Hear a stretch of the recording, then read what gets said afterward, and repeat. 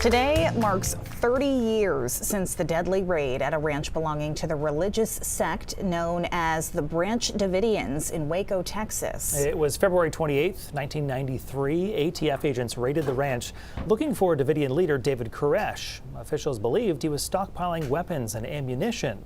When the feds arrived, a gunfight ensued, killing 4 agents and 6 Branch Davidians.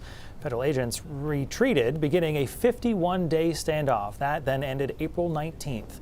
That's when FBI agents used tear gas to force out Koresh and his followers. But because of the ammunition inside the compound, multiple fires broke out, trapping people inside. In the end, 76 people, including Koresh, were killed. One of the few survivors of the raid was a man from Maine. David Thibodeau was from Bangor and moved across the country to pursue music. Music was actually a big part of David Koresh's life and mission as well, and that's how Thibodeau got involved with the Branch Davidians. He was a drummer. Thibodeau was arrested along with the other survivors of the raid and held as a witness until he made bail. In February of 1994, 11 Branch Davidians were acquitted of murder and conspiracy charges in the deaths of 4 federal agents. 8 were convicted on lesser charges. Just a month after the raid, David Thibodeau returned home to Bangor. That gave him the chance to talk with reporters right here in his home state. Pat Callahan has more from May of 1993. I'm the only one that has been put in the situation and circumstance to just let people know that, hey, there are people in there, you know? They're normal people, they're not zombied.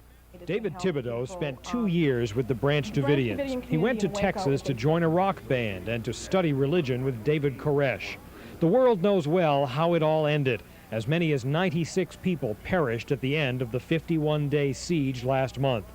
Thibodeau says despite the impressions from the news media and the NBC TV movie Sunday night, people inside were not preparing for war or obsessed with violence. Will you follow me? Yes. Will you follow me? Yes. Thibodeau was asked whether David Koresh was stable during the siege. I felt he was fairly stable as far as anyone could be under this situation and circumstance.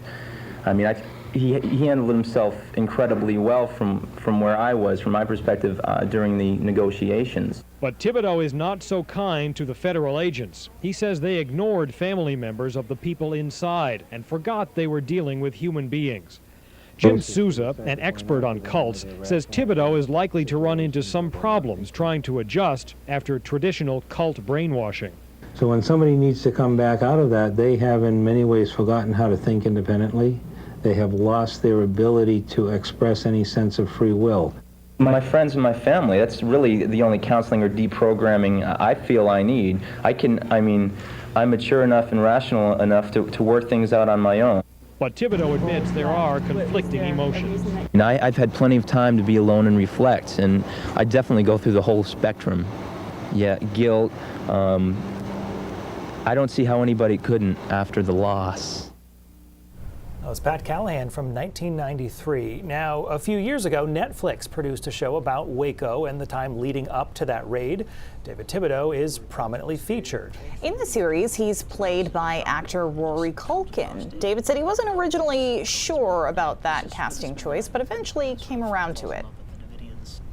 It was great working with Rory Culkin. You know, when I first met him, or I first found out he was going to play me, I started watching like some of his movies, and I just didn't think this was the guy to play me. But getting to know him, he was such a deep individual and very empathetic, and he's very easy to talk to.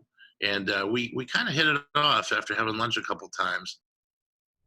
And Thibodeau got to have a little cameo at the end of this season. Netflix is producing a new docuseries on Waco that's set to be released next month.